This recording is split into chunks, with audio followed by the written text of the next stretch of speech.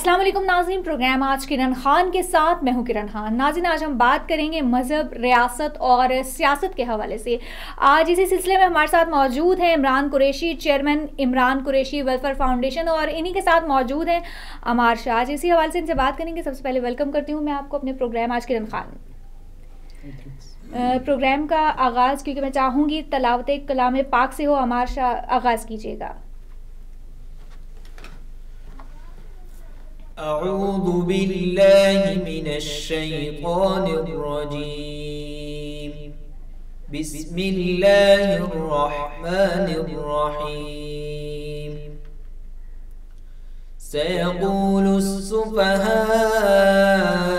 मिनन नासि मा वल्लाहुम अन क़िब्लतिहिमुल्लती कानू अलैहा क़ुल लिल्लाहिल मशरिक़ु वल मग़रिब यहदी मन यशाअु इला सिरातिम मुस्तक़ीम। वकज़ालिक जअलनाकुम उम्मतन वसतन लितकूनू शुहदाअ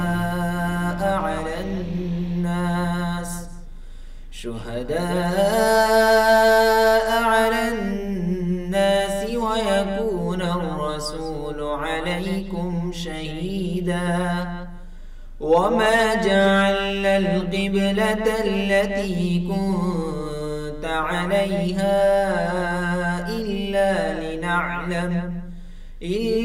لنعلم من يتبع الرسول ممن ينقلب على عقبيه وإن كانت لكبيرة إلا على الذين هدى الله وما كان الله ليضيع إيمانكم إن الله بالناس لرؤوف رحيم صدق الله العظيم। जज़ाकल्लाह।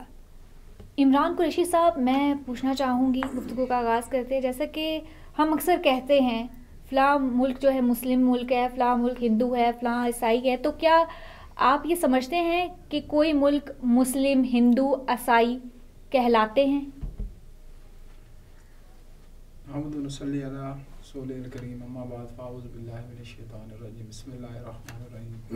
देखिए, ये कुरान पाक कहता है कि जो कुल जहान है ना, ये अल्लाह का है जी। ये जो मुल्कों में जो डिवाइड किए, ये इंसानों का काम था। जिस तरीके से पहले मुत्तहिदा हिंदुस्तान होता था, उस मुत्तहिदा हिंदुस्तान से एक इस्लामी जमहूरिया पाकिस्तान बन गया, एक बांग्लादेश बन गया, एक हिंदुस्तान बन गया। ये तो इंसानों ने इसको तकसीम किया ना। बेसिकली जितनी कुल ज़मीन है ना, पूरी दुनिया जितनी भी, ये सिर्फ खुदा की है, ये खुदा के निज़ाम के लिए आई थी। ये डिवाइड जो किया गया, ये इंसानों ने किया। अभी जिस तरीके से पाकिस्तान है, हम जब ये मुल्क हमने हासिल किया तो हमने ला इलाहा इल्लल्लाह के नाम पे हासिल किया था जी। इसी तरीके से चाइना है, अवामी जमहूरिया चाइना उसे कहा जाता है, उन्होंने एक अवाम की फलाह बहबूद के लिए हासिल किया था। ये ऐसे होता है कि जिस एरिया में जो लोग रहते हैं ना, वो उनकी सोच के मुताबिक उन मुल्कों को चलाते हैं। तो इसी तरीके से हमारा जो पाकिस्तान है, तो उस यहाँ क्योंकि इस एरिया में अक्सरियत मुसलमानों की थी, तो लोगों का ज़हन ये था कि हम जो है ना इसको इस्लामी रियासत के तौर पे इसको बनाएंगे, तो इसी तरीके से फिर नाम रख लेते हैं लोग। अच्छा इमरान साहब, एक मुल्क को इस्लामी या मुस्लिम मुल्क कहलाने के लिए किन ज़रूरी बातों का ख्याल रखना चाहिए?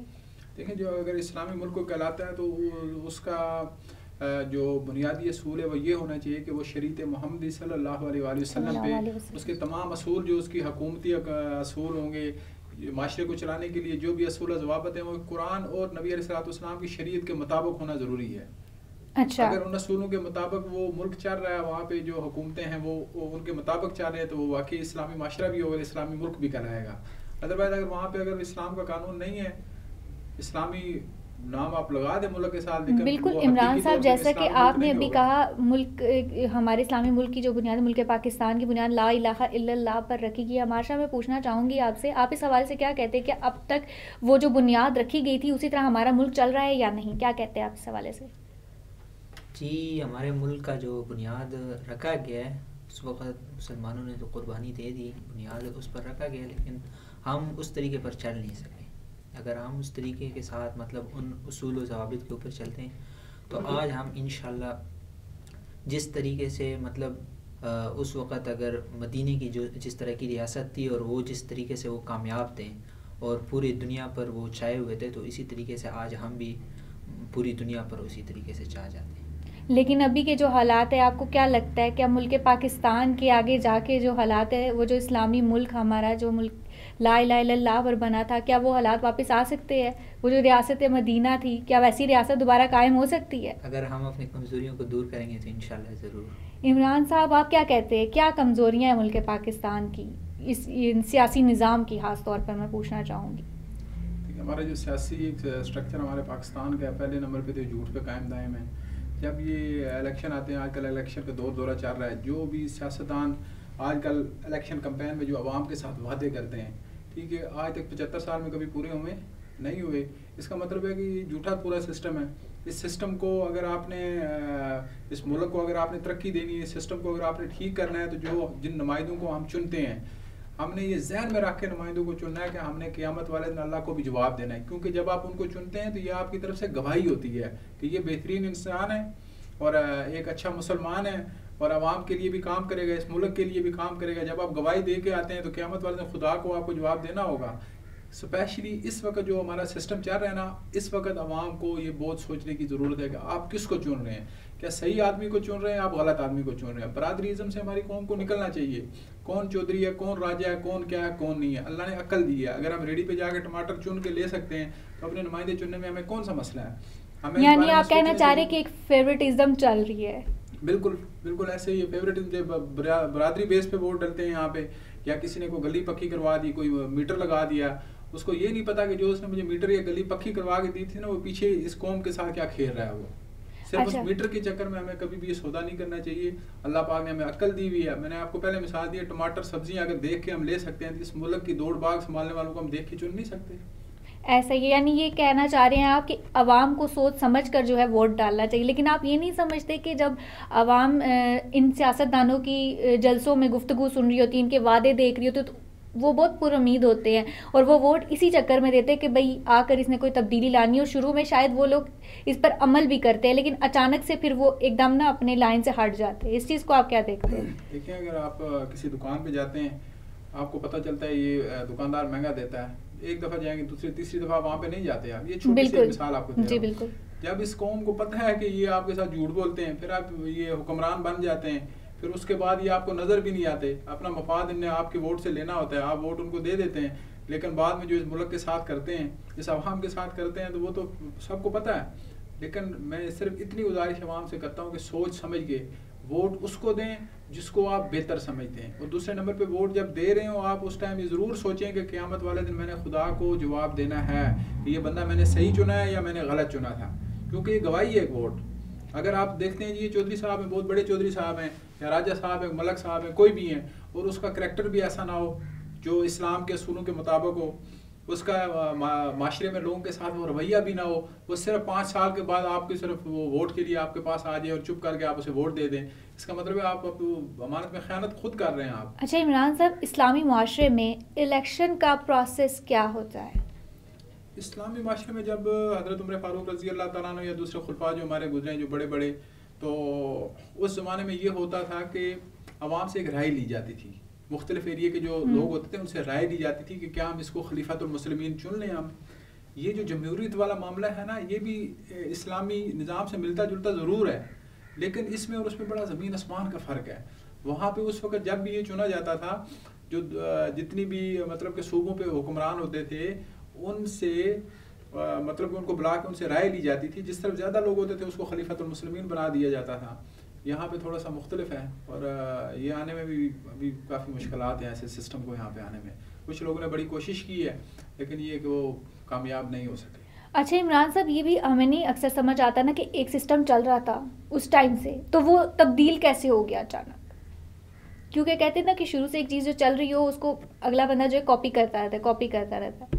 تو اب تک کا دور آتے آتے کتنی چیزیں آپ کو لگتا ہے کہ تبدیل ہو چکی ہیں اس معاشرے میں؟ جب خلافت راشدہ تھی اس کے بعد سلو ہم لوگ خرابیوں کی طرف چلتے گئے اور یہ خرابی آج تک پہنچی آ گئی. کیونکہ نبی محترم صلی اللہ علیہ وسلم کی پیشن گوئی تھی کہ میرا دور سب سے بہترین ہے، اس کے بعد تنزلی کی طرف جائے گا.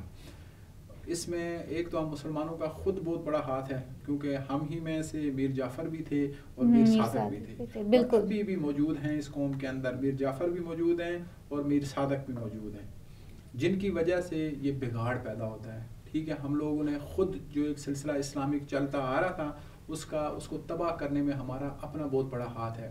کوئی امریکہ، کوئی انگلینڈ، کوئی ہمارا برطانیہ، کوئی کچھ بھی نہیں بگاڑ سکتا. جس وقت تک ہم خود اس ملک کے ساتھ مخلص نہیں ہوں گے، اسلام کے ساتھ مخلص نہیں ہوں گے، ہو ہی نہیں سکتا کہ ہمارے معاملات درست ہوں. ہمیں کوئی کچھ بھی نہیں کر سکتا.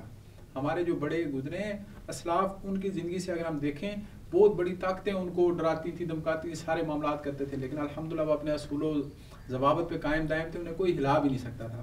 یہ ہم لوگ خود بک جاتے ہیں. ہم ہی میر جعفر ہم میں سے ہی نکلتے ہیں، میر صادق بھی ہم میں سے ملتے ہیں، اس لیے ہم تباہی کا شکار ہوئے ہیں. بالکل. اور میں پوچھنا چاہوں گی، ملک پاکستان میں سودی نظام نے ہماری معیشت کو جو ہے جکڑ رکھا ہے، اور اس سے چھٹکارا ہم کیسے حاصل کر سکتے ہیں؟ کچھ اس حوالے سے بھی بتائیے گا.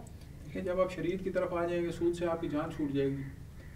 پچھلے دو پروگرام پہلے ہمارا پروگرام سود پہ ہوا تھا. سود کا جو سب سے جو چھوٹا گناہ ہے وہ اپنی والدہ محترمہ کے ساتھ زنا کرنے کے برابر ہے. جو سب سے چھوٹا گناہ اپنی والدہ محترمہ کے ساتھ 70 مرتبہ زنا کرنا ہے. پھر اس کے بعد سود کا گناہ آتا ہے خدا کے ساتھ جنگ. جب ہم خدا کے ساتھ جنگ رہیں گے تو اس معاشرے میں ہم کیسے ہو سکتا ہے کہ ہم اللہ سے بھی لڑیں اور یہاں پہ خوشحالی بھی مانگیں؟ اچھا عمار شاہ، اگر اتنی بڑی بات انسان جانتا اور پھر بھی وہ یہ گناہ کرے، آپ اس کو کیا کہنا چاہیں گے؟ مطلب کیا ہے یہ؟ قرآن میں اللہ تبارک و تعالیٰ نے فرمایا ہے کہ ان کے دلوں پر مہر لگ چکی. تو یہ ہے کہ جو انبیاء کرام علیہ السلام کا جو فریضہ تھا لوگوں تک اللہ اور اس کے رسول کا پیغام پہنچانا، ابھی ہمارا یہ ذمہ بنتا ہے کہ جو ہمارے ارد گرد جو مطلب دین سے دور ہوتے جا رہے ہیں، ہم ان کو لے کر مطلب دین کی طرف ان کا رخ لگائیں، ان کو سود کے بارے میں ہم بتائیں، جتنے بھی غلط برے کام ہیں ان سے ان کو بچائیں. اچھا، عوام تک یہ پیغام. اچھا، تو آپ کی جو ویلفیئر فاؤنڈیشن ہے وہ اس حوالے سے کیا کر رہی ہے؟ الحمدللہ 3 سال سے ہم لوگ یہ آگاہی مہم کے تحت ہم لوگ مختلف اسکولوں میں، یونیورسٹیز میں اس طرح ہمارا آنا جانا رہتا ہے. جو ہماری نوجوان نسل ہے اس کو ہم گائیڈ کرتے ہیں، قرآن کی طرف آنے کی دعوت ہوتی ہے. اور معاشرے میں جو ہماری جو برائیاں ہیں اس سلسلے میں ہم کوشش کرتے ہیں، جو ہماری نوجوان نسل ہے اس کو ایک راہ راست پہ لانے کی کوشش ہے ہماری. باقی ہدایت دینے والا خدا کی ذات ہے. اور انشاءاللہ آنے والے وقتوں میں، کیونکہ ہمارے ادارے کو ابھی 3 سال ہوئے ہیں، تو انشاءاللہ وقت کے گزرنے کے ساتھ ساتھ ہم سود پہ بھی کام کریں گے. ابھی بھی ہم لوگوں کو گائیڈ کرتے ہیں اس حوالے سے. تو انشاءاللہ ابھی کچھ ہی دنوں تک ہم اپنا مرکز یہاں بنا رہے ہیں اسلام آباد میں. ایک ہمارے ساتھی ہیں، انہوں نے ہمیں جگہ وقف کی ہے 5 کنال. تو انشاءاللہ وہاں پہ ہم مرکز بنائیں گے. اس مرکز کے مقصد ہی یہی ہوگا، جو برائیاں ہیں اس طرح کی سود والی لعنت جو ہے، اسی طریقے سے اور بہت سارے معاملات ہیں، انشاءاللہ اس پہ ہم لوگ ضرور کام کریں گے انشاءاللہ. بالکل، ہمارے معاشرے میں لوگوں کو مل کر اس پر کام کرنا چاہیے تاکہ ہمارے معاشرے سے ایسی برائیاں جو ہے ختم ہو جائے. بہت بہت شکریہ ہمارے آج کے مہمانان کا. ہمارے ساتھ موجود تھے عمار شاہ اور عمران قریشی. ان کی گفتگو جانی سود کے حوالے سے، اسلامی تعلیمات کے حوالے سے، اور خاص ہی خاص جو ہے ریاست کے اور سیاست کے اور مذہب کے حوالے سے آج کافی ہماری اچھی گفتگو رہی. اسی کے ساتھ دیجیے گا اجازت. اللہ حافظ.